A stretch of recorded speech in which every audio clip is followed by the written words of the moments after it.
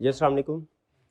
कैफ 3 आज के लेक्चर आगाज़ करते हैं। Lecture number 61। आज के लेक्चर में जो कंसेप्ट स्टडी करने जा रहे हैं हम वो है कॉमन मशीन लर्निंग एल्गोरिदम्स। हम ये कुछ डिटेल में स्टडी करेंगे, ठीक है जी। लेकिन आज के लेक्चर की तरफ चलने से पहले प्रीवियस लेक्चर में जो हमने कंसेप्ट स्टडी किया था उसका क्विज होगा। प्रीवियस हमने क्या कंसेप्ट स्टडी किया था? कल के लेक्चर में क्या कंसेप्ट स्टडी किया था जी? सब फील्ड्स ऑफ एआई की जो सब फील्ड्स हैं उनके बारे में हमने स्टडी किया। इसमें ख़ास तौर पे हमने जो कंसेप्ट डिस्कस किया था सुपरवाइज्ड लर्निंग, अनसुपरवाइज्ड लर्निंग, उस कंसेप्ट का कुछ बेसिक्स क्लियर हुई आपको? वो उस कंसेप्ट को डिटेल में हमने आज स्टडी करना है, सुपरवाइज्ड लर्निंग और अनसुपरवाइज्ड लर्निंग। लेकिन उससे पहले क्विज लिंक आप लोगों के ग्रुप में शेयर कर दिया गया है, जल्दी से क्लिक कीजिए। तैयार हैं तो बताइए ताकि क्विज स्टार्ट करें। रेडी हैं जी? रेडी? स्टार्ट करें क्विज। चलिए, पहला क्वेश्चन ये आपके सामने। CRN जरूर लिखिए।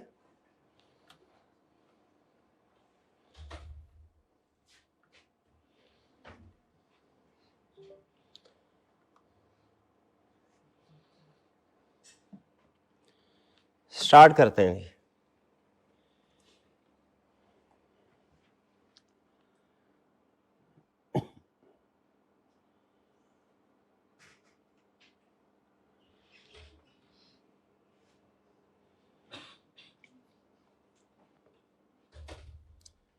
रिटेल कंपनी परचेज हिस्ट्री को एनालाइज कर रही है।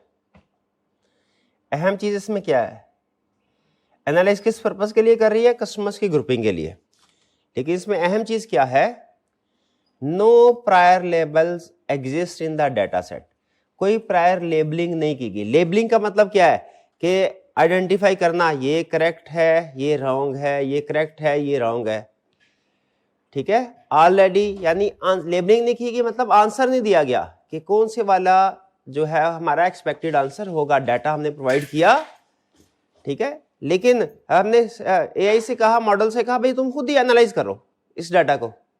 हमने कोई हिंट नहीं दिया, कोई लेबलिंग नहीं की, कोई आंसर नहीं दिया। कौन से वाला लर्निंग है? Unsupervised learning. सुपरवाइज नहीं है। यहां पे क्लियरली उसने बोला, ये देखें, no prior labels exist. Labels का मतलब है आंसर्स। Next question 2।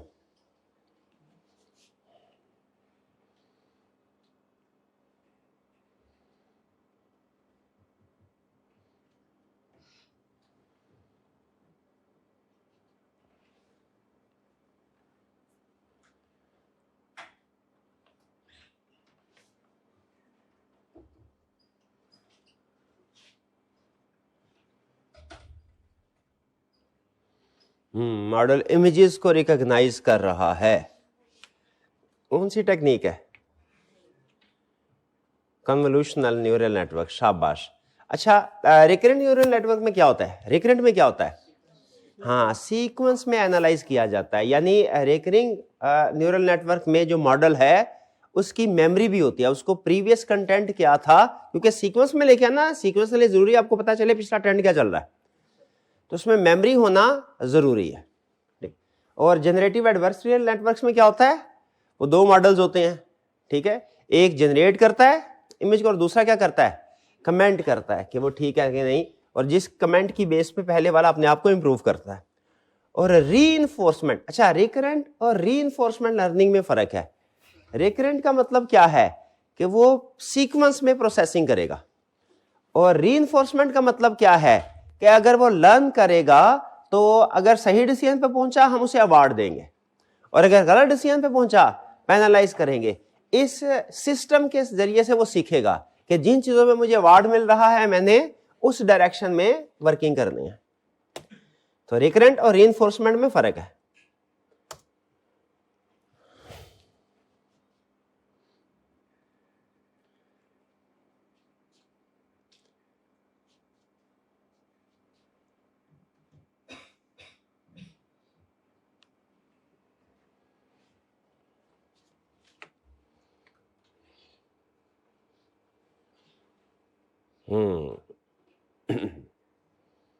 वैसे तो उसने हिंट दे ही दिया आगे,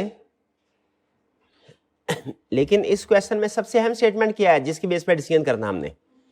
to neural networks compete to improve image quality. इससे हमें पता चला कि सिस्टम के अंदर दो न्यूरल नेटवर्क है जो कि कंपीट कर रहे हैं एक दूसरे से, A option.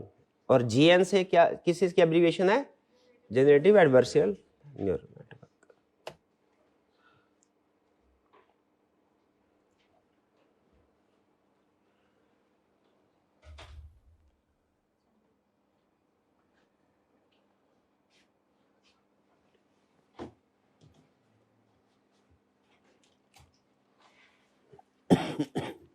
Social media team analyse कर रही है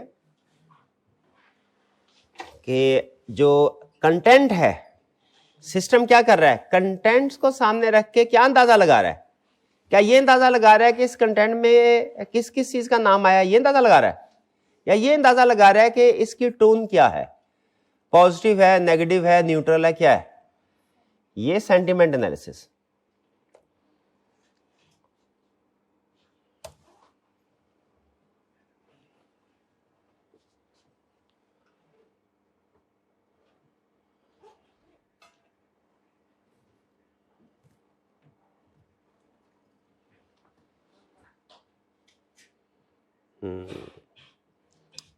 ए और डी में कंपटीशन है।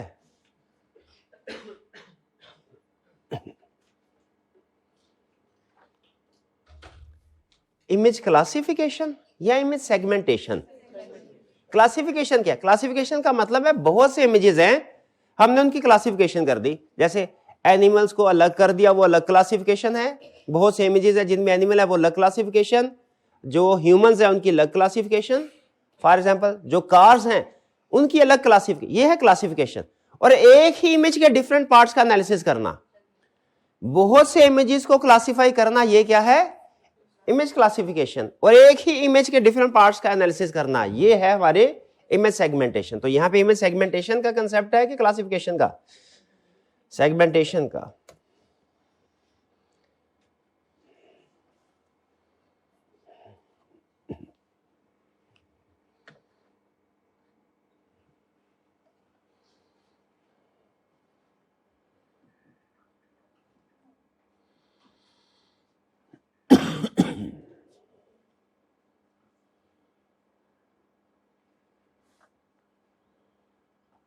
लर्निंग का तरीकाकार देखे क्या है। मॉडल क्या कर रहा है? लर्न कर रहा है। कहां से लर्न कर रहा है? पास्ट डाटा से। ये सुपरवाइज लर्निंग होगी, ऐसा ही है? करेक्ट।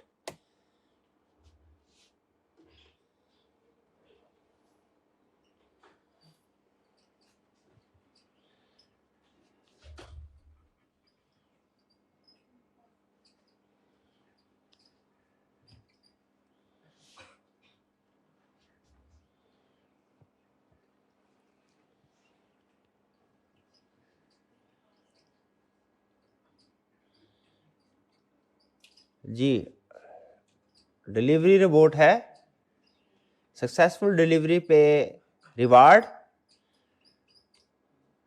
और अगर सक्सेसफुल डिलीवरी नहीं होगी पेनल्टी। कौन सा सिस्टम है ये? Reinforcement learning. रिकरेंट लर्निंग तो नहीं है?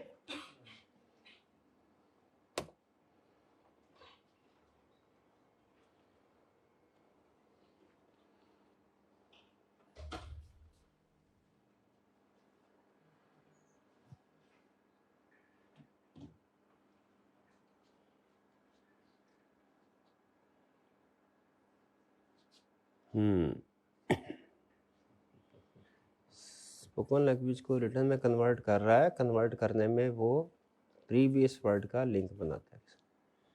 कौन सा होगा ये? Recurrent neural network. Recurrent neural network का कोई एडवांस वर्जन भी है? एडवांस वर्जन कौन सा है? Long short. Correct.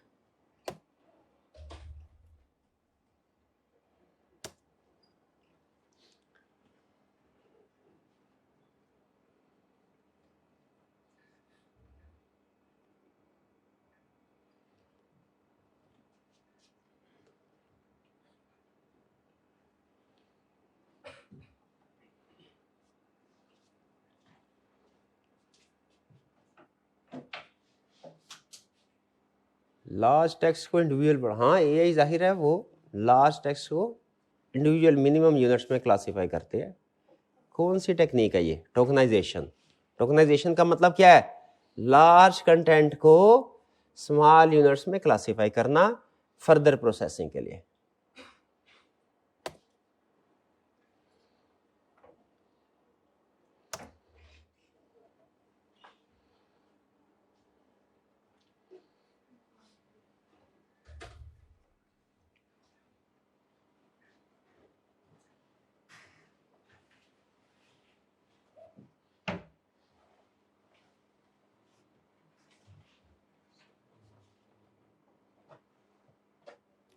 Legal next start company names location individual mention lengthy contract. कौन सी टेक्निक है? Simple name identity recognition. यानी ये सारी कैपेबिलिटीज हैं मशीन लर्निंग की। मशीन लर्निंग करते हुए इन सारे टूल्स को यूज करते हैं। जी टॉपर्स।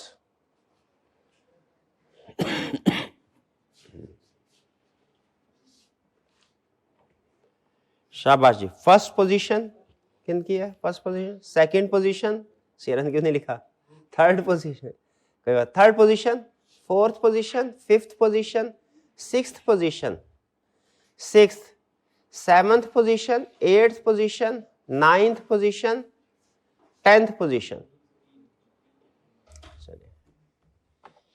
ये था हमारा क्विज। अब आते हैं अपने हम कंसेप्ट्स की तरफ। अच्छा, प्रीवियस लेक्चर में हमने, अगर उसमें से कोई क्वेश्चन पूछना चाहते हो तो पूछ लीजिए। प्रीवियस लेक्चर में से कोई क्वेश्चन? शाबाश। कोई क्वेश्चन नहीं? अच्छा, हम स्टडी कर रहे थे कि एआई सिस्टम कैसे लर्न कर, कैसे एफिशिएंट बनते हैं। वो एक मशीन जो है वो कैसे इतनी चीजें सीख लेती है कि हम उसको जो क्वेश्चन करते हैं वो आंसर करती है। कैसे? सवाल ये। तो हमें पता चला कि ये बेसिकली लर्निंग मेथड्स हैं डिफरेंट, जिनको हम एल्गोरिदम बोलते हैं। तो मशीन लर्निंग एल्गोरिदम का मतलब क्या है कि मशीन्स जो कुछ सीखती हैं उन सीखने की टेक्निक्स क्या है। अब ये देखें, सीखते तो बहुत से। अब मैं आपसे अगर कहूं आप सीखते हैं चार्टर्ड अकाउंटेंट बनते हैं तो बहुत सी चीजें से कौन कौन सी चीजें सीखते हैं? आप कहेंगे सर हम अकाउंटिंग भी सीखते हैं, हम टैक्स भी सीखते हैं, हम लॉ भी सीखते हैं, ठीक है, और डाटा भी सीखते हैं हम, ठीक है, और भी बहुत सी फाइनेंस है, ठीक है, बहुत सी स्किल्स है, कंप्यूटर सीखते हैं। और मैं को इतना ज्यादा सीखते हैं। भाई जितना ज्यादा सीखेंगे उतनी ज्यादा स्किल्स आप में डेवलप होंगी, उतने आप एक कॉम्प्रिहेंसिव प्रोफेशनल बनेंगे। ऐसा ही है ना? तो अब अगर आप ये कहें कि सर मशीन लर्निंग है, इसके कितने टेक्निक्स हैं, तो मैं को सिर्फ एक ही टेक्निक है, तो क्या ये सूटेबल होगा? नहीं नहीं नहीं भाई। इमेज कभी हम मशीन से हमने सवाल पूछना है, उसने टेक्स्ट की शक्ल में जवाब देना है, कभी ऑडियो की शक्ल में, कभी वीडियो की शक्ल में, कभी इमेज की शक्ल में। कभी हमें एक्सपेक्टेड आंसर उसका पता होगा क्या है, कभी हमें बिल्कुल भी पता नहीं होगा। तो इसका मतलब है हमारी मशीन के पास बहुत सी स्किल्स होनी चाहिए, लर्निंग के बहुत से तरीके होने चाहिए, बहुत से एल्गोरिदम होने चाहिए। भाई इस बात से एग्री करते हैं? तो अगर कोई डिफरेंट मेथड्स होंगे तो आप परेशान तो नहीं हो जाएंगे कि ये सर 10-12 मेथड कहां से आ गया एल्गोरिदम? नहीं नहीं नहीं, वो हर एक का अपना अपना एक तरीका है। यानी खास किसी क्वेरी का आंसर किसी और तरीके से होगा, किसी क्वेरी का रिप्लाई किसी और तरीके से होगा। तो सिस्टम ने उसको अंडरस्टैंड तो करना है हर तरह की क्वेरी के लिए। ऐसा तो नहीं है कि हम कोई क्वेरी पूछे और सिस्टम कहे भैया ये काम मैंने नहीं सीखा होगा, है डॉक्टर से कहे भैया ये प्रॉब्लम है, ओके ये वाला चैप्टर तो मैंने नहीं किया था। ऐसा थोड़ी होगा। फिर तो सारे चैप्टर्स पढ़ने चाहिए, सारे टॉपिक पढ़ने चाहिए। तो उसी तरह मशीन लर्निंग के अंदर भी जब हम ये स्टडी कर रहे हैं कि मशीन को लर्न करना है, तो लर्न करने के बहुत सी टेक्निक्स हैं। यानी बहुत, वो सब डिपेंड करता है कि किस एरिया की लर्निंग है, किस तरह का आउटकम एक्सपेक्टेड है, इनपुट किस तरह का है, आउटपुट किस तरह का है। तो जो बड़ी हैं वो 3 टाइप्स हैं मशीन लर्निंग की, या 3 एल्गोरिदम्स हैं। एक है सुपरवाइज्ड लर्निंग, एक है अनसुपरवाइज्ड लर्निंग, और तीसरा है रीइंफोर्समेंट लर्निंग। कितने? 3 बड़ी टाइप्स क्या हैं? मशीन लर्निंग की supervise learning, unsupervise learning, reinforcement learning. फिर से मशीन लर्निंग की 3 बड़ी कैटेगरीज कौन सी है? सुपरवाइज लर्निंग, अनसुपरवाइज लर्निंग और रीइंफोर्समेंट। भाई इनमें फर्क क्या है? आगे डिटेल में बाद में चलेंगे, इनमें फर्क क्या है। देखिए हमें जिंदगी में बाज़ औक़ात कुछ ऐसी प्रॉब्लम्स फेस आती है जिनका सलूशन हमें पता होता है, एक्सपेक्टेड आंसर हमें अंदाजा होता है क्या होगा, लेकिन सम टाइम ऐसा होता है बिल्कुल नई सिचुएशन आती है।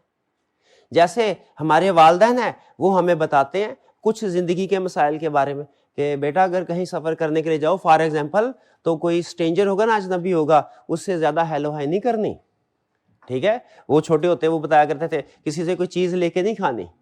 अब इस तरह के मसाइल में अगर हमें सिखाया जा रहा है, हमें प्रॉब्लम भी बताई जा रही है, हमें इसका सलूशन भी बताया जा रहा है, ऐसी लर्निंग को जिसमें आप मशीन को प्रॉब्लम भी बताएं, सॉल्यूशन भी बताएं, इसको कहते हैं सुपरवाइज लर्निंग। तो प्रॉब्लम सामने आके मशीन को अंदाजा हो जाता है कि इस तरह की सिचुएशन आई तो मैंने क्या करना है, ठीक है। जैसे हमने उसे कहा कि भैया ये डॉक्यूमेंट्स है लोन प्रोसेसिंग के लिए, डॉक्यूमेंट्स आएंगे, 10 डॉक्यूमेंट्स पूरे हैं, लोन प्रोसेस करना है, 10 से कम होंगे तो लोन को रिजेक्ट करना है।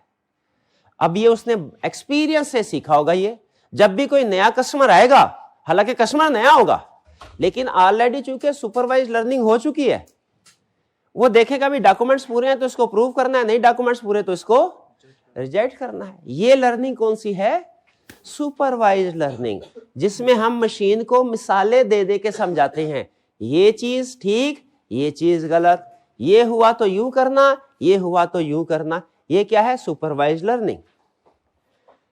लेकिन बाज़ औक़ात ऐसे होता है हमारे पास डाटा है, हमने मशीन को ऑलरेडी उसके ऊपर जो है वो ट्रेन नहीं किया हुआ और हमने उसको एक्सपेक्टेड आंसर नहीं बताया हुआ, ठीक है। जैसे मेरे पास एक ट्रेडिशनल फ्रॉड डिटेक्शन टेक्निक, मेरे पास एक टी अकाउंट में 100 ट्रांजैक्शंस है, उनमें एक फेक है। अब मुझे नहीं पता कौन सी फेक है। मैं अगर एआई को दे दूं, अब ये एक अलग नोयत का मसला है, इस तरह के प्रॉब्लम भी तो हमें जिंदगी में फेस करना पड़ते हैं। वही 10 लोग हैं, इनमें से एक मशकूक है, बताओ कौन सा है, ठीक है। तो जब हम डाटा प्रोवाइड करेंगे लेकिन एक्सपेक्टेड आंसर नहीं दिया, फिर सिस्टम क्या करता है? वो खुद से पैटर्न बनाने की कोशिश करता है, खुद से अनयूजुअल चीजों को अलग करने की कोशिश करता है, ठीक है, खुद से, ठीक है। इसमें ज्यादातर वो क्लासिफिकेशन करता है, इसको कहते हैं अनसुपरवाइज लर्निंग। अनसुपरवाइज लर्निंग में भी हमने डाटा दिया, सुपरवाइज लर्निंग में भी डाटा दिया। सुपरवाइज लर्निंग में हमने क्या किया? लेबलिंग कर दी। लेबलिंग करने का मतलब ये कि बता दिया ये हमारी प्रॉब्लम है, ये इसका सलूशन, ये प्रॉब्लम, ये सलूशन। अब उसी तरह का जब नया डाटा आएगा सुपरवाइज लर्निंग में, वही नहीं, उसी तरह का नया डाटा आएगा, सिस्टम आसानी से फैसला कर लेगा। और अनसुपरवाइज लर्निंग में क्या है कि हमने उसे पास में कुछ डाटा नहीं दिया, ठीक है, पास में उसे कोई यानी हमने डाटा दिया लेकिन उसको आंसर नहीं दिया, एक्सपेक्टेड आंसर। सिस्टम फिर खुद से कोशिश करता है। अब इसमें मुझे बताइए, अगर मैं समझ रहे हैं आप, किस मॉडल में ज्यादा एक्यूरेट आंसर, ज्यादा बेहतर आंसर एक्सपेक्टेड होता है? Supervise learning. लेकिन बहरहाल हमें कुछ ऐसी सिचुएशन फेस करना पड़ती हैं जिनमें पहले से हमें नहीं बताया, हमें प्रैक्टिकल लाइफ में भी तो ऐसे होता है। तो बेहतर यही है आप प्रैक्टिकल लाइफ में जो भी फैसला करें बड़ों की एडवाइसेस की रोशनी में करें। लेकिन बाज़ औक़ात ऐसा भी आता है, हो सकता है हमारी जिंदगी के मसाइल अलग हो, आपकी जनरेशन के मसाइल अलग हैं, हमारी जनरेशन के मसाइल अलग थे, तो आपको ऐसी सिचुएशन फेस करना पड़े जिनका आंसर आपके बड़ों ने आपको हो सकता है ना बताया, तो आपने वहां पे क्या करना? खुद से करना पड़ता है ना फैसला। तो उसी तरह एआई में भी ऐसी सिचुएशन फेस करना पड़ सकती है। तो वहां पे एआई मॉडल में दोनों कैपेबिलिटीज होनी चाहिए, सुपरवाइज लर्निंग की भी और अनसुपरवाइज की भी। क्या क्या या सिर्फ सुपरवाइज होनी चाहिए? अगर सिर्फ सुपरवाइज होती ना तो मशीन हमसे आगे कभी ना बढ़ सकती, वो चीज हमें ना बता सकती जो हमें पता ही नहीं है। लेकिन आज का एआई हमें ऐसी चीजें भी बता सकता है। आपने सुना होगा वो नए फिजिक्स के नए रूल सामने आ रहे हैं, उनको टेस्ट कर रहे हैं, वो किस वजह से है? वो अनसुपरवाइज लर्निंग।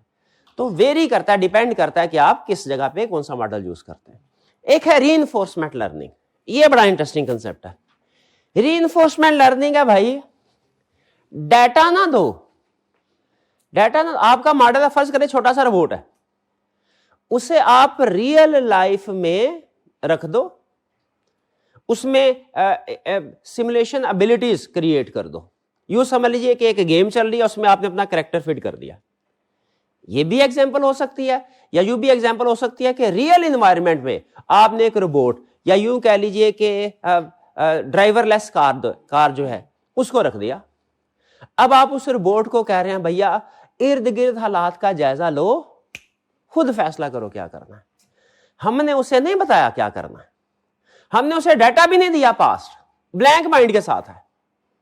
हमने कहा भाई इस एनवायरनमेंट में देखो क्या करना, वो आगे चलता रहेगा। फर्ज करें पहला स्टेप ये करेगा, चलता रहेगा, आगे दीवार आएगी, दीवार के साथ टक्कर लगेगी उसकी, हम उसे चलने के 10 नंबर दे देंगे, दीवार के साथ टक्कर लगी, हम उसके -5, उसके अपने नंबर काट दिए। उसने सीख लिया, क्या सीखा? अपने एनवायरनमेंट से, एक्चुअल एनवायरनमेंट से सीखा क्या कि चलना ठीक बात है, लेकिन जब आगे दीवार आ जाए फिर नहीं चलना। ये है रिवार्ड और पेनल्टी सिस्टम। रीइंफोर्समेंट लर्निंग में कैसे हमारा सिस्टम सीखता है? Reward and trial and error method. वो गलती सीखेगा, गलती करेगा, जैसे बच्चा होता है छोटा, ठीक है, वो चलना सीखता है, ठीक है, उसका गिर गिर के बड़ा होता है, बिल्कुल शाबाश। तो ये जो हमारा रीइंफोर्समेंट लर्निंग है, ये मॉडल क्या होगा? गिर गिर के बड़ा होगा, सीखता जाएगा, इंटेलिजेंट होता जाएगा, ठीक है। तो ये 3 मॉडल हैं एल्गोरिदम लर्निंग। कौन कौन से? Supervise, unsupervise, reinforcement learning. अब आइए जरा वन बाय वन हम इनमें ना डिफरेंट एग्जाम्पल सीखेंगे। एग्जाम्पल ये आगे कोई टेक्निकल चीजें नहीं है, इनके नाम उसने कुछ टेक्निकल रखे हुए हैं, नाम एकदम देख के लगता है बड़ी अजीब सी चीज है, लेकिन समझ लीजिए ये यूजेस हैं उसके, कि आप इसको किस किस पर्पस के लिए यूज कर सकते हैं, ठीक है। आपको इनके यूजेस पता होने चाहिए और बेसिक कंसेप्ट। तो हमारा जो पहली एग्जाम्पल है इसमें सुपरवाइज्ड लर्निंग। अब ये जो जितने भी आपके सामने कितने 1 2 3 4 5 6 ये 6 एग्जाम्पल्स हैं। ये किसकी एग्जाम्पल हैं? सुपरवाइज्ड लर्निंग की। इन सब में कॉमन चीज क्या होगी भला? कुछ ना कुछ डाटा दिया गया होगा। ये डिफरेंट क्यों? क्योंकि देखें बाज़ औक़ात हमारा आंसर आता है नंबर की शक्ल में, चाहिए हमें फैसला, बाज़ औक़ात हमें फैसला चाहिए क्लासिफिकेशन, बाज़ औक़ात हमें फैसला चाहिए इमेजेस की फॉर्म में, जो आउटपुट है वो चाहिए इमेजेस की फॉर्म में। तो इसलिए हर एक टाइप ऑफ क्वेरी के लिए उसने अलग अलग एल्गोरिदम बनाया हुआ है। सबसे पहले सुपरवाइज लर्निंग समझ आ गया आपको? इसमें क्या होता है भैया? इसमें लर्निंग होती है विद आंसर। आंसर को बोलते हैं लेबल, लेबलिंग, लेबल का वर्ड अक्सर आप देखेंगे, इसको अंडरलाइन कर, लेबलिंग होती है। इसमें क्या होता है? सिस्टम लर्न करता है एग्जाम्पल से, लेकिन कौन सी एग्जाम्पल? जिनके साथ आंसर भी है, ठीक है। कंप्यूटर को इनपुट डाटा क्वेश्चन भी दिया जाता है और आंसर करेक्ट आउटपुट भी दिया जाता है, और फिर इसकी बेस पे नया इनपुट दिया जाता है। वो नए इनपुट के बारे में डिसाइड करता है।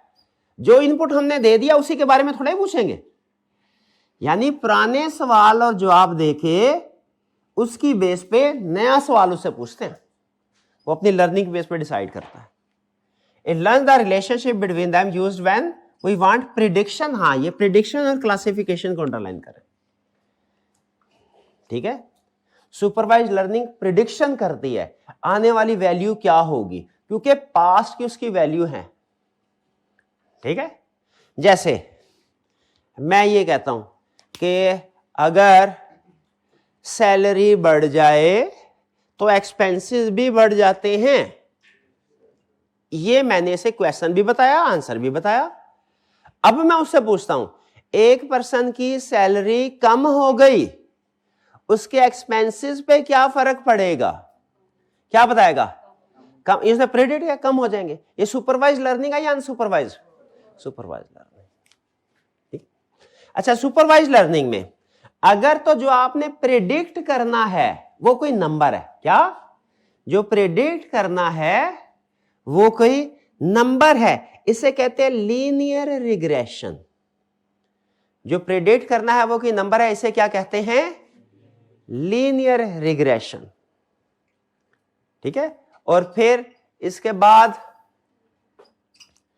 अगर जो प्रेडिक्ट करना है वो नंबर नहीं है, वो कोई क्लासिफिकेशन है, जैसे यस या नो, इसे कहते हैं लॉजिस्टिक रिग्रेशन। लीनियर रिग्रेशन आगे पीछे हो गया, लेकिन कंसेप्ट में रखें। लीनियर रिग्रेशन में और लॉजिस्टिक रिग्रेशन में क्या फर्क है? लीनियर रिग्रेशन, जैसे आपकी लीनियर वो लाइन होती है ना, रिग्रेशन लाइन याद है? एक्स ये होगा तो वाई की वैल्यू ये होगी, एक्स ये होगा तो वाई की वैल्यू ये होगी। ये उसी कंसेप्ट की बेस पे इसका नाम लीनियर रिग्रेशन रखा है। लीनियर रिग्रेशन में क्या होगा? हमारा जो आंसर आएगा वो कौन से वाला होगा? कोई ना कोई वैल्यू। प्रेडिक्ट से नंबर, ठीक है। और नंबर कैसे प्रेडिक्ट करता है? अब भाई दो वेरिएबल्स के दरमियान में रिलेशनशिप की वजह से। जैसे अगर हम एआई से आंसर पूछे कि भैया आप हमें ये बताइए कि हमारी प्रीवियस मंथ्स की 6 महीने की सेल्स ये है, 7वें महीने की सेल क्या होगी? अब हमने पिछले प्रीवियस डाटा दिया है उसको, तो ये कौन से वाला होगा model? Linear regression. Linear regression क्या करता है? रिग्रेशन मॉडल को यूज करते हुए नंबर प्रेडिक्ट करता है। एक नंबर, भाई ये नंबर कुछ भी हो सकता है, 10 हो सकता है, 10 लाख हो सकता है। और इससे मिलता जुलता क्या है मॉडल? Logistic regression. लेकिन इसमें भी प्रेडिक्शन होगी, क्योंकि हमने पढ़ा है, क्या पढ़ा है? सुपरवाइज लर्निंग में प्रेडिक्शन होगी, क्लासिफिकेशन होगी। क्या होगी? प्रेडिक्शन होगी, क्लासिफिकेशन होगी। यहां पे वो नंबर प्रेडिक्ट कर रहा है, यहां पे वो यस या नो की फॉर्म में आंसर देता है। ठीक है, यस या नो की फॉर्म में आंसर देता है। जैसे मैंने कहा भाई पिछली अटेम्प्ट में मैंने पेपर में 80 मार्क्स का पेपर अटेम्प्ट किया था और मेरे उसमें से लगभग पास हो गया था, मैं 55 मार्क्स आए होंगे। इस दफा मैंने 76 मार्क्स का पेपर अटेम्प्ट किया है। अगर मैं उससे कहूं बताओ मेरे मार्क्स कितने आएंगे, तो ये कौन से वाला मॉडल होगा? Linear regression. और अगर मैं उससे कहूं मुझे बताओ मैं पास होऊंगा या फेल होऊंगा, ये लॉजिस्टिक रिग्रेशन। लॉजिस्टिक रिग्रेशन भी आप एस्टिमेट कर रहा है, प्रोबेबिलिटी यूज कर रहा है, लेकिन इसमें आंसर नंबर नहीं दे रहा, क्लासिफिकेशन दे रहा। यस या no, used when answer is yes, वे प्रोबेबिलिटी को प्रेडिक्ट करता है। जैसे कॉमन आंसर क्या है? क्या ये ईमेल स्पैम है या नहीं है? अगर हम उससे ये पूछेंगे क्या आंसर नंबर में देगा? नहीं, आंसर किस में देगा? यस या नो में। स्पैम है या स्पैम नहीं है? ठीक है। क्या ये कस्टमर डिफॉल्ट करेगा या नहीं करेगा? अगर हम कहें डिफॉल्ट कितनी अमाउंट से करेगा, ये क्वेरी की नेचर बदल जाएगी। ये कौन सी हो जाएगी? Linear regression. वो फिर पिछले डाटा में देखेगा बैलेंस कितना हो तो क्या डिफॉल्ट हो तो क्या बैड डेट होता है, और क्या एसेट की अमाउंट हो तो कितना वगैरह वगैरह। लेकिन अगर मैं पूछूं बैड डेट करेगा कि नहीं, फिर वो क्या होगा? Logistic regression. ठीक है। अक्सर हमारे क्वेश्चंस होते हैं ना, आपने इससे पहले गौर नहीं किया, उसमें होता है पार्ट ए में बताइए डेप्रिसिएशन रिकॉर्ड होगी कि नहीं होगी, पार्ट बी कितनी अमाउंट से होगी। अगर होगी तो इफ यस तो कहते तो होगी कि नहीं, लॉजिस्टिक रिग्रेशन। यस नो में आंसर, होगी तो कितनी होगी, लीनियर रिग्रेशन। क्लियर हो गई ये टाइप्स। चलिए आगे, अब दो टाइप्स हैं वो मैं आपको साथ इकट्ठी सिखा रहा हूं। वो भी जैसे ये मिलती जुलती है ना लीनियर रिग्रेशन, यानी इंटर रिलेटेड, क्या लें इनको। उसी तरह एक है सपोर्ट वेक्टर मशीन और एक है के नियरेस्ट नेबर्स। नियरेस्ट नेबर्स, फर्ज कीजिए क्लास में स्टूडेंट्स बैठे हैं सारे, मैं उससे ये कहना चाहता हूं कि भैया क्लास में स्टूडेंट है, इनको दो कैटेगरीज में डिवाइड कर दो। क्लास में दो स्टूडेंट हैं, दो कैटेगरी में डिवाइड। मैंने इससे पहले से कोई डाटा भी नहीं दिया हुआ, सिस्टम को कैटेगराइजेशन का कोई डाटा नहीं दिया हुआ। क्या आपके ख्याल में एआई सिस्टम जो भी नया हमने डेवलप किया है उसे इस काबिल होना चाहिए कि क्लास में जितने भी स्टूडेंट्स हैं उसे 2 कैटेगरीज में डिवाइड कर दे। क्या होना चाहिए? अच्छा, किस बेस पे करेगा वो? हाँ, किसी भी बेस पे कर सकता है। ठीक है, हो सकता है मैं उसे बता दूं, हो सकता है मैं उसे ना बताऊं।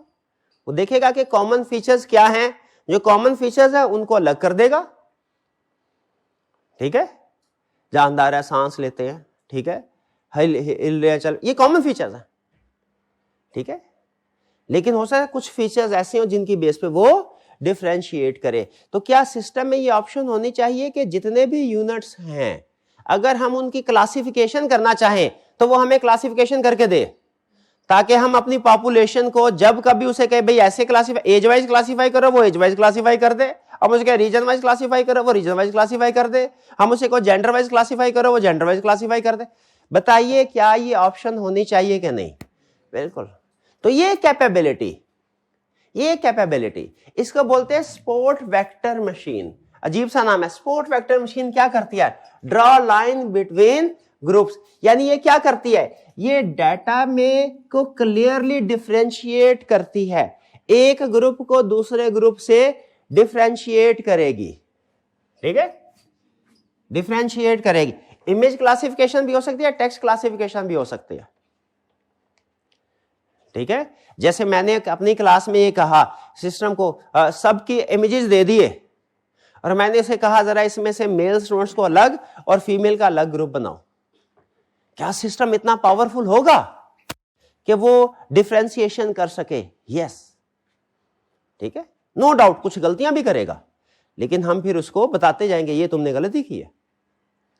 ठीक है, वो उस गलती को फिर अपने सिस्टम में डेटाबेस में ऐड करेगा। तो अगर हमने क्लासिफिकेशन करनी हो इमेजेस के, टेक्स्ट की, किसी भी डाटा की, तो उसके लिए कौन से वाला एल्गोरिदम यूज होता है? Sport vector machine. ये ग्रुप्स को सेपरेट करता है, ग्रुप्स को सेपरेट कर। आप गूगल को दीजिए 10 पिक्चर्स, उसे कह भाई जो जिस पिक्चर में मैं आ रहा हूं वो अलग कर दे। क्या उसका की क्लासिफिकेशन कर देता है? आपका गूगल जो इमेजेस फोल्डर है पिक्चर्स को क्लासिफाई कर देता है। वो किसी भी बेस पे क्लासिफिकेशन कर रहा हो, नॉर्मली वो ईयर वाइज क्लासिफिकेशन तो हर एक सिस्टम कर रहा होता है ना, वो तो बेसिक है। ठीक है, लेकिन अगर आप देखना चाहें कि जी आप for example event wise classification कर दो कि मैं जब पिक्चर जो मैंने कॉलेज में ली है वो अलग कर दो, घर वाली पिक्चर अलग कर दो, पिकनिक पे गए थे पिक्चर अलग कर दो, वो इस तरह की क्लासिफिकेशन भी कर सकता है। ठीक है, इसके लिए कौन सा एल्गोरिदम यूज होता है? Sport vector machine. क्या आपके डाटा को, खासतौर पे इमेजेस को क्लासिफाई करने के लिए, यूनिट्स को क्लासिफाई करने के लिए। इमेजेस की तो एग्जांपल है, टेक्स्ट भी क्लासिफाई हो सकता है। एक सिस्टम ये है क्या कि एग्जिस्टिंग डाटा को क्लासिफाई कर दिया। एग्जिस्टिंग डाटा को क्लासिफाई करने के लिए, एग्जिस्टिंग डाटा की ग्रुपिंग करने के लिए, एग्जिस्टिंग डाटा को एक दूसरे से डिफरेंशिएट करने के लिए कौन से वाला एल्गोरिदम यूज होगा? Sport vector machine. ठीक है, अच्छा अब दूसरा क्या है? के नियरेस्ट नेबर। के मींस क्लासिफिकेशन, क्लासिफाई करो। नियरेस्ट नेबर, नए आने वाले को उसके नियरेस्ट नेबर में। जैसे एग्जिस्टिंग डाटा को तो क्लासिफाई कर दिया, दरवाजा खुला एक स्टूडेंट आया। अब अगला सिस्टम, दरवाजा खुला और एक स्टूडेंट आया। क्या सिस्टम को क्लासिफाई, सिस्टम को ये एनालाइज करना चाहिए कि ये किस कैटेगरी से रिलेट करता है, किस कैटेगरी से रिलेट? बिल्कुल सिस्टम इसको एनालाइज करेगा। किस बेस पे? सिस्टम देखेगा कि ये जो नया यूनिट है इसका बेस्ट मैच किस कैटेगरी के साथ है, जो ऑलरेडी उसने कैटेगरी बनाई हुई है। ठीक है, वेक्टर ने जो ऑलरेडी कैटेगरीज बनाई हुई है उसकी बेस पे नए आने वाले यूनिट का एनालिसिस। वो कहेगा अच्छा ये जो नया स्टूडेंट आया है इसने स्कार्फ लिया हुआ है, इसका मतलब क्या हुआ? मोस्ट लाइकली बेस्ट कॉम्बिनेशन मिलाएगा। ये क्या है? ये फीमेल कैटेगरी है। ठीक है, तो ये क्या होगा? ये क्या कर रहा है वो? के एन एन। के एन एन का मतलब क्या है? के मींस क्लासिफिकेशन। कंसेप्ट इसमें नियरेस्ट नेबर, नए आने वाले डाटा को उसके नियरेस्ट नेबर के साथ मैच करना और फिर उसमें क्लासिफाई करना, ये मॉडल करेगा। ये इसका ताल्लुक एग्जिस्टिंग से है, इसका ताल्लुक किससे है? से। Look at nearest similar data, वो किसी भी डाटा आइटम को देखेगा और देखेगा कि इसका बेस्ट मैच कौन सा है, उसको बेस्ट मैच में क्लासिफाई कर देगा। फिर जो बेस्ट मैच जिसके साथ उसकी क्लासिफिकेशन हुई है, उसके सारे रूल, उसके सारे पैरामीटर, उसकी सारी कैरेक्टरिस्टिक्स उसके ऊपर कॉपी हो जाएंगे। ये कैसे? जैसे बेस्ट मैच, जैसे product recommendation, fraud detection. Fraud detection में क्या होता है? यही कि जो ट्रांजैक्शन का बेस्ट मैच हो रहा होता है ना दूसरी ट्रांजैक्शन के, वो तो जेन्युइन है, और जिसका बेस्ट मैच नहीं हो रहा वो क्या है? फ्रॉड है। इसका प्रोडक्ट रिकमेंडेशन में भी होता है कि नॉर्मली बेस्ट मैच किया जाता है कि कौन सा टाइप का कस्टमर जो है वो क्या प्रोडक्ट बाय करेगा। ठीक है, कराची में अगर रहता है कोई हमारा कस्टमर, वो मोस्ट लाइकली कौन सी प्रोडक्ट बाय करेगा, लाहौर वाला कौन सी, इस्लामाबाद वाला कौन सी, वगैरह वगैरह। तो सुपरवाइज लर्निंग में, लीनियर रिग्रेशन में और लॉजिस्टिक रिग्रेशन दोनों में प्रोबेबिलिटी यूज होगी। फर्क क्या होगा? इसमें क्या होगा? नंबर, और इसमें क्या होगा? Yes no. Support vector machine में के नियरेस्ट नेबर में दोनों में क्लासिफिकेशन होगी। ठीक है, इसमें वो बिटवीन ग्रुप्स, एग्जिस्टिंग ग्रुप को क्लासिफाई करेगा, दरमियान में डिवाइडिंग लाइन ड्रॉ करेगा, जैसे हमारे स्टूडेंट को मेल और जो क्लास में बैठे उनको मेल फीमेल में क्लासिफाई कर दिया। और केएनएन क्या करेगा? न्यू को नियरेस्ट नेबर के साथ मैच करेगा, या किसी एक यूनिट को इन दोनों ग्रुप्स के साथ कंपेयर करेगा कि ये इन दोनों ग्रुप्स के साथ मैच करता है कि नहीं। मैच करता है तो जिस ग्रुप से मैच करता है उसमें फॉल कर देगा।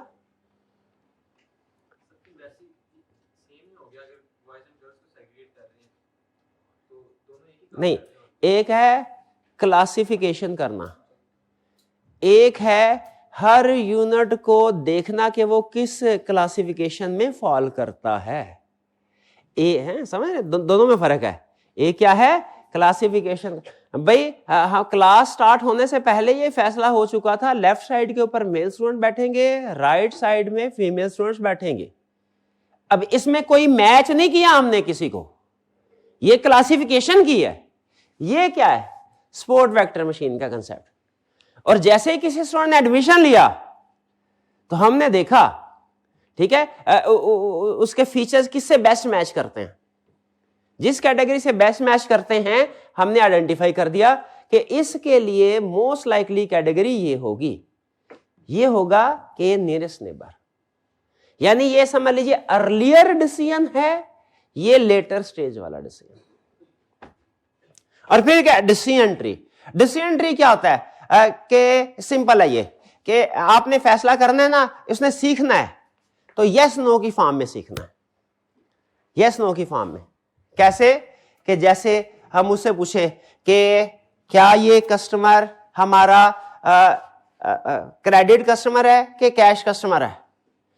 क्रेडिट कस्टमर है, क्या ये दोबारा हमसे चीज खरीदेगा या नहीं खरीदेगा? प्रीवियस प्रोडक्ट का रिव्यू क्या था? जैसे स्टेप बाय स्टेप होता है ना, step by step yes no की फॉर्म में डिसीजन करना। जैसे आपका फ्लो चार्ट बनता है, ट्री बनता है, ठीक है, जब सिस्टम ट्री फॉर्म में एनालाइज कर रहा होगा तो इसको क्या बोलते हैं? ये कौन से वाला एल्गोरिथम है? Decision tree.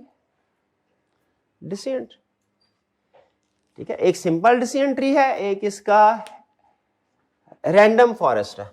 रैंडम फॉरेस्ट में क्या होता है कि एक डिसीजन ट्री की बजाय मल्टीपल डिसीजन ट्री यूज होते हैं। रैंडम फॉरेस्ट डिसीजन ट्री की एडवांस शेप है। डिसीजन ट्री में तो एक ही ट्री है ना, जैसे ट्री है ना, ट्री की डिफरेंट ब्रांचेस वगैरह होती हैं, ठीक है, तो जड़ उसकी एक है, आगे चल के वो फैलता चलता है। तो हमने अगर फैसला करना हो, सिंपल फैसला करना हो, तो वो एक ही यस या नो पे हो जाता है। फैसला थोड़ा कॉम्प्लेक्स हो तो फिर हमें कई यस नो करने पड़ते हैं। तो अगर तो फर्स्ट कीजिए डिसीजन ट्री आपका सिंपल है, एक यस नो समझ लीजिए, तो वो डिसीजन ट्री है सिंपल। और अगर आपने मल्टीपल डिसीजन ट्रीज को यूज किया है, अगर आपका फैसला कॉम्प्लेक्स है, उसमें कोई एक चीज के ऊपर आपका फैसला डिपेंड नहीं करेगा, बहुत से दूसरे वेरिएबल्स पे डिपेंड करेगा। तो फिर डिसीजन ट्री की भी जो एडवांस्ड मॉडल है वो कौन सा है? रैंडम फॉरेस्ट, पूरा जंगल, एक दरख्त नहीं, पूरा जंगल, सारे दरख्तों को सामने रख के फैसला करो।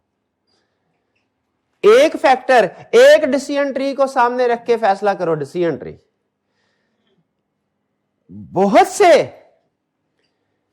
फैक्टर्स को सामने रखो। रैंडम फॉरेस्ट, डिसीजन ट्री क्या है? Asking questions, step by step question करना, ठीक है, इंटर रिलेटेड। इसमें डिसीजन ट्री में ये नहीं है कि क्वेश्चन एक ही होगा, क्वेश्चन एक से ज्यादा होंगे इसमें, ठीक है, लेकिन वो सिंपल नेचर के होंगे। समझ लीजिए एक ही कैटेगरी से रिलेटेड क्वेश्चंस होंगे। और रैंडम फॉरेस्ट में एक नहीं, मैनी डिसीजन ट्री यूज होंगे, ठीक है जी। डिसीजन ट्री में क्या बोल रहा है? Works like a flow chart की तरह यस नो करते जाएंगे। आस्क क्वेश्चन होंगे और आंसर होंगे। जैसे क्या ये कस्टमर लॉयल है? यस नो करके फिर आप आगे चलेंगे, आंसर करेंगे। क्या ये कस्टमर हमें छोड़ तो नहीं जाएगा? चर्न रेट, ठीक है, चर्न रेट पता है ना आपको कि कस्टमर लीव कर जाएगा, कि कितने % कस्टमर लीव कर रहे हैं। और अगर बहुत से डिसीजंस हो इसी केस में, यानी क्वेश्चन आंसर फॉर्म में ही एनालिसिस कर रहे हैं, फ्लो चार्ट फॉर्म में एनालिसिस कर रहे हैं, लेकिन एक डिसीजन ट्री नहीं है, बहुत से डिसीजन ट्री है, ये होगा हमारा रैंडम फॉरेस्ट। यानी जब आप एक फैसला पहुंचने के लिए एक से ज्यादा डिसीजन ट्री बनाएं और फिर उनके रिजल्ट्स को कंबाइन करें, तो ये फिर डिसीजन ट्री नहीं रहेगा, ये उसकी एडवांस शक्ल बन जाएगी। कौन सी वाली? Random forest. तो सुपरवाइज लर्निंग में मुझे बताइए क्या क्या इसकी हमने टेक्निक से एल्गोरिदम पढ़ लिए सुपरवाइज लर्निंग के? पहला कौन सा? लीनियर रिग्रेशन, दूसरा लॉजिस्टिक रिग्रेशन, तीसरा सपोर्ट वेक्टर मशीन, फोर्थ के नियरेस्ट नेबर, के क्लासिफिकेशन नियरेस्ट नेबर, और फिफ्थ डिसीजन ट्री, और सिक्स्थ रैंडम फॉरेस्ट। क्लियर? इनमें आपको पता होना चाहिए बेसिक कि किस तरह के क्वेश्चन या किस तरह के मैटर के लिए कौन सा एल्गोरिदम यूज हो रहा है, बस। और एक आधी एग्जांपल के ये इस तरह का फैसला इसमें होगा, ये काफी है। डन जी। कौन सी वाली टर्म बोली है उसने? अभी इसकी फर्दर एग्जांपल ना करें, उसमें एग्जांपल मुझे बताइए कौन सी है?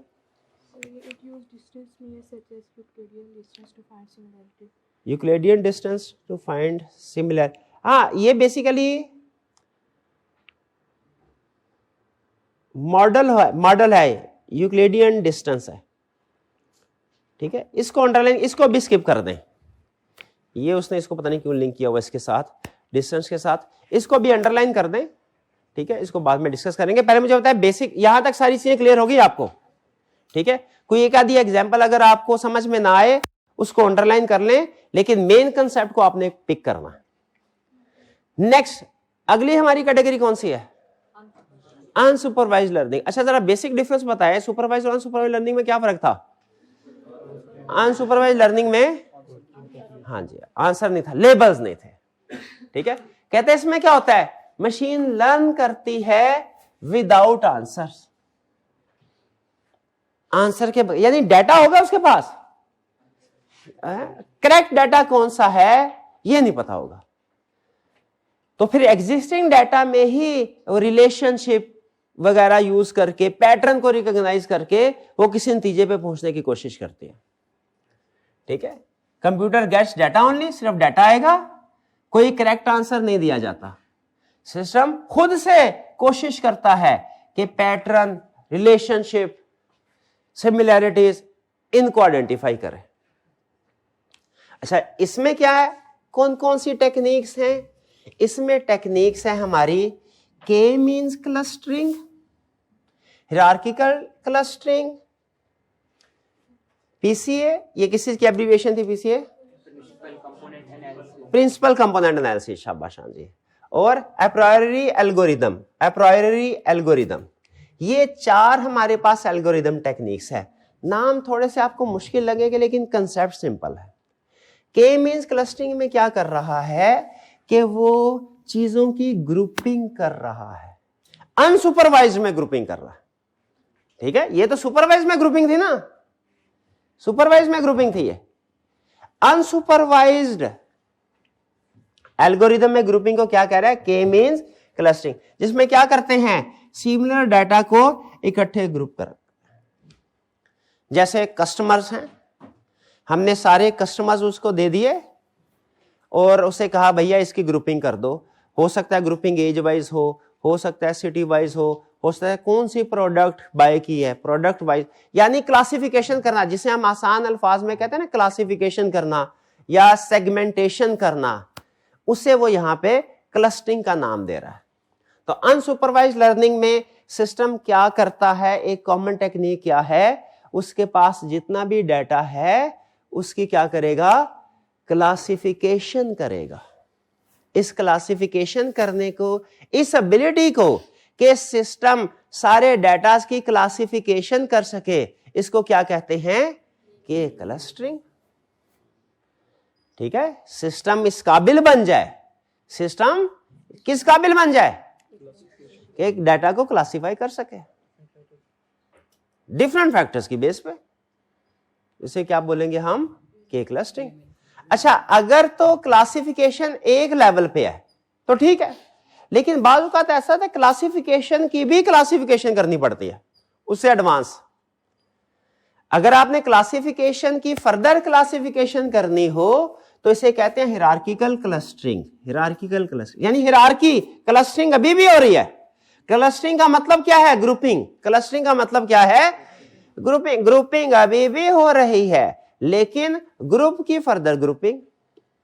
जैसे मैंने बहुत सा डाटा इकट्ठा कंप्यूटर में रख दिया, मैंने कहा भैया इसको करो क्लासिफाई, खुद से पहले से कुछ नहीं बताया हुआ, वो एनालाइज करेगा। अच्छा, ये ऑडियो कंटेंट है, ये वीडियो कंटेंट है, ये डॉक्यूमेंट्स है, डॉक्यूमेंट्स की अलग कैटेगरी बना दी। ठीक है, वीडियो की अलग, ऑडियो की अलग। आप अभी कंप्यूटर पे देखा बहुत सारा डाटा डाउनलोड्स में है, डॉक्यूमेंट्स में, तो राइट क्लिक करें वो उसकी क्लासिफिकेशन कर देता है। इस क्लासिफिकेशन करने के लिए कौन सा टूल यूज हो रहा है, के क्लस्टरिंग। पहले बेसिक हिरार्की, बेसिक क्लासिफिकेशन कर रहा है, क्लस्टरिंग कर रहा है। और अगर मैं उससे कहूं डॉक्यूमेंट्स को फर्दर क्लासिफाई करो कि वर्ड की कौन सी है, एक्सेल की कौन सी है, पावर पॉइंट की कौन सी है, तो ये क्या होगा, क्लस्टरिंग। कौन सी क्लस्टरिंग, हिरार्किकल क्लस्टरिंग। मैंने कहा हमारे कस्टमर को सिटी वाइज क्लासिफाई कर दो, कर दिया। फिर मैंने कहा सिटी वाइज के बाद अब एज वाइज भी क्लासिफाई करो। तो अब समझ लीजिए वो जो मेरा एनालिसिस है वो 2D की बजाय 3D बन गया, एक्सटेंडेड एनालिसिस हो गया। इसके लिए कौन सी क्लस्टरिंग है, हिरार्किकल। हिरार्किकल क्लस्टरिंग में क्या करा है, build cluster step by step. पहले एक क्लस्टर बिल्ड किया, फिर उसके बाद उस क्लस्टर की आगे फर्दर क्लस्टरिंग की, फर्दर क्लासिफिकेशन की। ठीक है, ये एक तरह से एक फैमिली ट्री बन जाता है। जैसे डॉक्यूमेंट्स ग्रुपिंग, जैसे जेनी एनालिसिस, जेनेरिक एनालिसिस करना, उसकी कैरेक्टरिस्टिक्स की बेस पे एनालिसिस करना। क्लस्टरिंग समझ आ गया। अनसुपरवाइज्ड लर्निंग में बेसिक एक टेक्निक क्या है, क्लस्टरिंग। क्लस्टरिंग में क्या करते हैं, क्लासिफिकेशन, ग्रुपिंग। क्या कर, अनसुपरवाइज्ड लर्निंग की क्या क्या क्या फीचर है, क्या क्या है, एल्गोरिथम, क्या टेक्निक है, क्लस्टरिंग। क्लस्टरिंग में क्या करेंगे, ग्रुपिंग करेंगे, क्लासिफिकेशन करेंगे। अगर क्लस्टरिंग सिर्फ एक ग्रुप बनाए, वो क्या, के क्लस्टरिंग, के मीन क्लस्टरिंग। और अगर हम फर्दर ग्रुपिंग करें, हिरार्किकल क्लस्टरिंग। तो ये तो हो गया क्लस्टर, ओके। फिर next, principal component analysis. Principal component analysis, अब ये चूंकि सिस्टम जो होता है ना वो एनालाइज करना चाहता है। अच्छा, मुझे ये बताइए, आपके सामने अगर एक पिक्चर हो, उसमें 4 दोस्त हैं, आप लोग पिकनिक पे गए हैं, बैकग्राउंड पे कुछ दरख्त हैं, पत्ते हैं, 4 दोस्त हैं। आप जब कभी उस पिक्चर को देखते होंगे, क्या आप कभी ये गिनते कि पीछे दरख्त कितने हैं या उन दरख्तों के पत्ते कितने हैं? अच्छा मुझे बताया, अगर आप सिस्टम को कहे कि भैया इस इमेज को, कोई इमेज है पुराना, इसको इंप्रूव करो, उससे क्या हर इंफॉर्मेशन जो उस पिक्चर के अंदर मौजूद है इक्वल इंपॉर्टेंस देनी चाहिए, कि जो ज्यादा इंपॉर्टेंट है उसको मोर वेटेज देनी चाहिए, जो लेस इंपॉर्टेंट है उसको लेस इंपॉर्टेंस है, उसके ऊपर ज्यादा वर्किंग की जरूरत नहीं, प्रोसेसिंग की जरूरत नहीं। बताइए कैसे होना चाहिए? तो सिस्टम की ये कैपेबिलिटी कि जिसमें वो कंटेंट के अंदर जो ज्यादा अहम इंफॉर्मेशन है उसको फोकस करे, कम अहम इंफॉर्मेशन को इग्नोर कर दे क्योंकि उसकी प्रोसेसिंग की जरूरत नहीं, वो हमने भी कभी नोट नहीं किया। तो फिर क्या हो, इसको क्या बोलते हैं? Principal component analysis, PCA. Principal component analysis का मतलब क्या? आपके डाटा के अंदर, आपके इमेज के अंदर जो प्रिंसिपल चीज है, जो बड़ी चीज है, जो अहम चीज है, उसको फोकस करना है।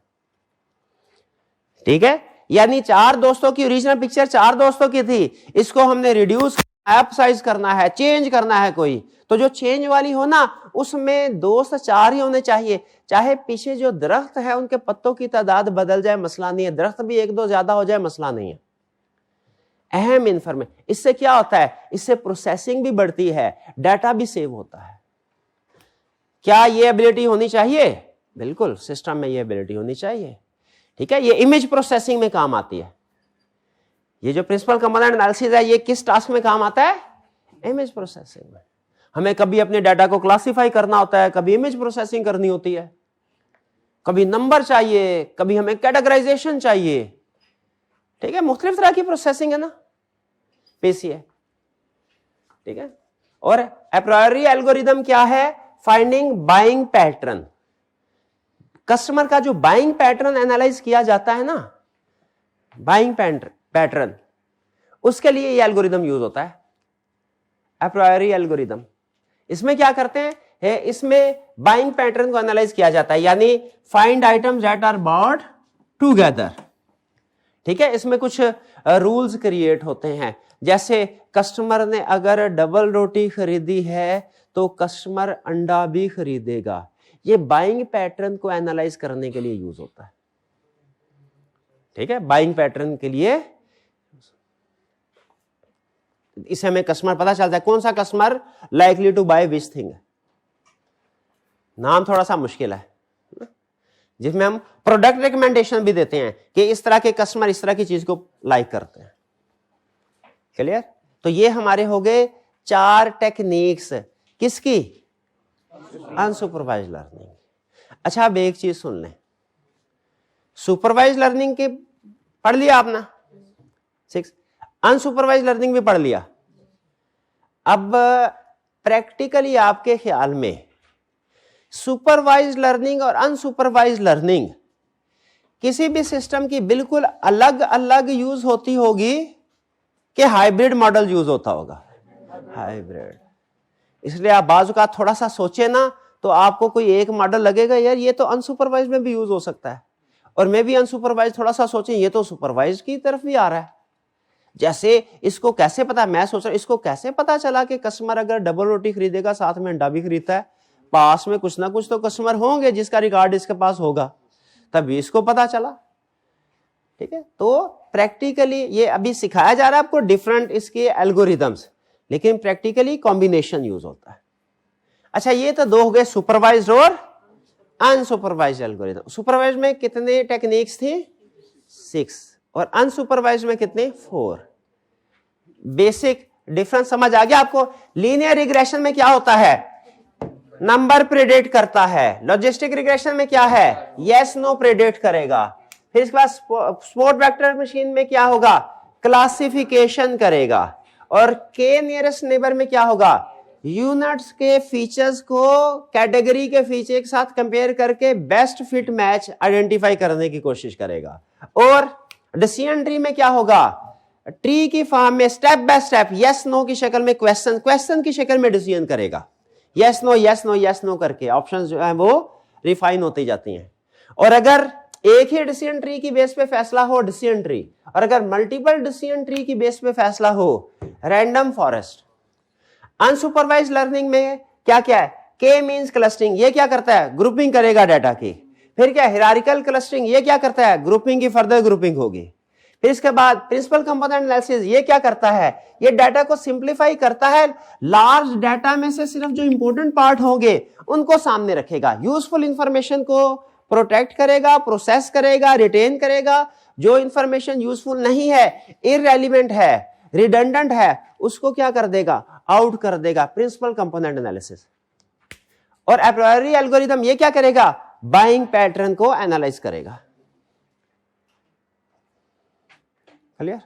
अच्छा, अब लास्ट एक कैटेगरी कौन सी भला, रीइंफोर्समेंट। और ये आप कल भी पढ़ चुके हैं। इसमें क्या होता है भला, हाँ, रिवार्ड्स और पेनल्टी की बेस पे उसे सिस्टम को सिखाया जाता है। रिवार्ड भाई ये कौन सी है, ये तीसरी टाइप, रीइंफोर्समेंट लर्निंग, जिसमें हम उसको डाटा, हम उसे कहते हैं भैया रियल एनवायरनमेंट में तुम खुद आ जाओ, खुद सीखो, गिर गिर के सीखो। ठीक है, learning by trial and error. गलती करेगा पेनल्टी, सही करेगा तो रिवार्ड, रिवार्ड से वो सीखता है। रिवार्ड से क्या हम उसको डंडे मारते हैं और अगर अच्छा काम करे तो अच्छा खाना खिलाते हैं, ऐसा नहीं है। सिस्टम को इन चीजों से गर्ज नहीं है, हम उसकी स्कोरिंग सिस्टम रखा होता है।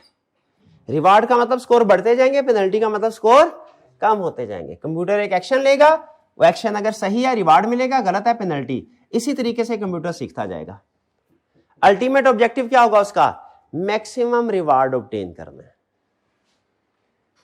अच्छा, इसमें कौन कौन सी लर्निंग है हमारी, क्यू लर्निंग, क्यू लर्निंग है, और इसके अलावा डीप क्यू नेटवर्क है, और तीसरी कौन सी है हमारी, पॉलिसी ग्रेडेड। क्यू लर्निंग क्या है, क्यू लर्निंग है जिसमें वो लर्न करता जाता है, जैसे जब उसको रिवार्ड मिलता जाएगा और पेनल्टी भी मिलती जाएगी, तो क्या उसे अपने किसी टेबल में, अपने डेटाबेस में ये स्टोर करना चाहिए कि ये चीज गुड है, ये बैड है, ये करना है, ये नहीं करना, क्या ये क्लासिफिकेशन होनी चाहिए? बिल्कुल। इसको बोलते हैं Q learning, learning from experience. वो क्या करता है, अपना एक्सपीरियंस टेबल्स की फॉर्म में स्टोर करता जाता है, और फिर जैसे जैसे वो उसके स्टेप्स बढ़ते जाते हैं, उसको रिवार्ड मिलते जाते हैं, उसका लर्निंग कर्व भी इंप्रूव होता जाता है। नहीं तो रीइंफोर्समेंट लर्निंग में पहली टेक्निक्स क्या है, क्यू लर्निंग। क्यू लर्निंग में क्या करता है, वो एक्सपीरियंस से सीखेगा और अपने एक्सपीरियंस को टेबल की फॉर्म में स्टोर करता है, ताकि आज जो गलती की है ना, आने वाले कल में वो गलती ना करे। और अगर इसी को हम मजीद फर्दर लार्ज इन्वायरमेंट यानी कंप्लेक्स इन्वायरमेंट में एनालाइज करना चाहें, यानी आपको पता है मॉडल्स की ना कुछ एडवांस, बेसिक वही है टेक्निक, लेकिन अगर उसको एडवांस कंप्लेक्स लेवल पे ऑपरेट करना चाहे तो डिफरेंट मॉडल यूज होता है। तो क्यू नेटवर्क में भी अगर आपने टेबल यानी जो लर्निंग है वो सिंपल नहीं है, वो कॉम्प्लेक्स है, उसमें बहुत से वेरिएबल्स हैं। जैसे मैंने सिर्फ आपसे कहा सिम मॉडल इतना रोबोट सामने जाना कि नहीं जाना, इसके लिए सिर्फ क्यू टेबल। और अगर ड्राइवरलेस कार सिस्टम हो, उसने तो सिर्फ सामने नहीं देखना, उसने आगे पीछे दाएं बाएं हर जगह देखना है। ठीक है, और उसने सिर्फ ये नहीं देखना कि मैं किसी ऑब्जेक्ट के साथ ना टकरा जाऊं, उसने देखना दूसरे भी मेरे साथ ना टकरा जाए। तो वो जो एनवायरनमेंट है ज्यादा कॉम्प्लेक्स हो जाएगा। उसके लिए फिर क्यू मॉडल नहीं, क्यू लर्निंग मॉडल नहीं, बल्कि क्या, डीप क्यू नेटवर्क वो यूज होगा। बेसिक सिस्टम यही है, क्या सीखेगा, कैसे सीखेगा, रिवार्ड सिस्टम से सीखेगा। ठीक है, लेकिन क्यू और डीप क्यू में क्या फर्क होगा, कंप्लेक्सिटी लेवल का।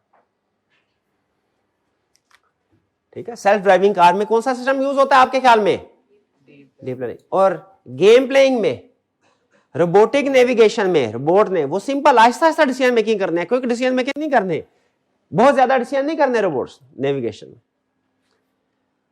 पॉलिसी ग्रेडियंट क्या है, पॉलिसी ग्रेडियंट क्या है, देखें कि आपने सिस्टम अगर ये बनाया कि भैया ये करेक्ट एक्शन लिया 10 पॉइंट प्लस, गलत एक्शन लिया नेगेटिव पॉइंट माइनस। ठीक है, लेकिन कुछ फैसले ऐसे होते हैं जो कि कम अहम है, कुछ फैसले ज्यादा अहम है। जैसे मैं आपसे सवाल पूछता हूं, कौन बनेगा करोड़पति, इसमें पहला सवाल और आखिरी सवाल क्या एक जितना अहम है? इस तरह के जो प्रोग्राम होते हैं जिनमें इनाम मिलते हैं स्टेप बाय, क्या एक जितने अहम है? नहीं। जैसे जैसे आप नेक्स्ट स्टेप पे मूव करते हैं, आपके डिसीजन की वर्थ, आपके डिसीजन का रिवार्ड बढ़ता जाता है। सही फैसला करने पे रिवार्ड भी बढ़ेगा, पॉलिसी चेंज होती जाती है। सही फैसला पर करने पे रिवार्ड भी ज्यादा होगा, गलत फैसला करने पे पेनल्टी भी ज्यादा। इसे कहते हैं पॉलिसी ग्रेडियंट। पॉलिसी ग्रेडियंट का मतलब क्या है? रिवार्ड और पेनल्टीज की क्लासिफिकेशन करना। जैसे जैसे हमारा सिस्टम अपडेट होता जाएगा, अपग्रेड होता जाएगा, उसका रिवार्ड और उसका जो पेनल्टी है वो भी चेंज होती जाएगी। लर्न्स विच एक्शन गिव मोर रिवार्ड, यानी इसमें हर डिसीजन समझने, इसमें हर स्टेप को, हर डिसीजन को इक्वल रिवार्ड मिलेगा, इक्वल पेनल्टी। यहां पे कुछ डिसीजन का रिवार्ड कम है, कुछ का ज्यादा है, जिससे सिस्टम फोकस कर रहा होता है कि चलो मैं बड़ी गलती ना करूं, छोटी की खैर है। मतलब ऐसा नहीं है खैर है, मतलब समझाने के लिए कह रहा हूं। रिलेटिव इंपोर्टेंस पता चल जाती है फैसलों की। Learn which action gives more reward, useful when choices are, जब बहुत सी चॉइसेस हो, सारी पे ही रिवार्ड मिल रहा है, चॉइसेस बहुत सी हैं, एक से ज्यादा करेक्ट एक्शन है, सब पे रिवार्ड मिल रहा है, तो सिस्टम को क्या करना चाहिए? हाईएस्ट रिवार्ड वाली ऑप्शन चूज करनी चाहिए। भाई समझ रहे हैं? तो पॉलिसी ग्रेडियंट्स में क्या होगा? रिवार्ड होंगे, लेकिन कुछ ऑप्शंस के साथ लो रिवार्ड, कुछ के साथ high reward. Policy gradient, gradient बना दिया, वेटेज दे दी। भाई कुछ समझ आया? ये थे हमारे क्या? एल्गोरिथम। थोड़े से कुछ नाम टेक्निकल थे, काम टेक्निकल नहीं है इनके, लेकिन कुछ के नाम जरा टेक्निकल थे, वो आपको याद करने पड़ेंगे। कर लेंगे जी? बाकी चलिए। अच्छा, कल हमारा लेक्चर नहीं होगा, नेक्स्ट सैटरडे को जो है वो उम्मीद है कि होगा, कल नहीं होगा 12। ठीक है जी, आज का लेक्चर यहाँ खत्म करते हैं। अल्लाह हाफिज।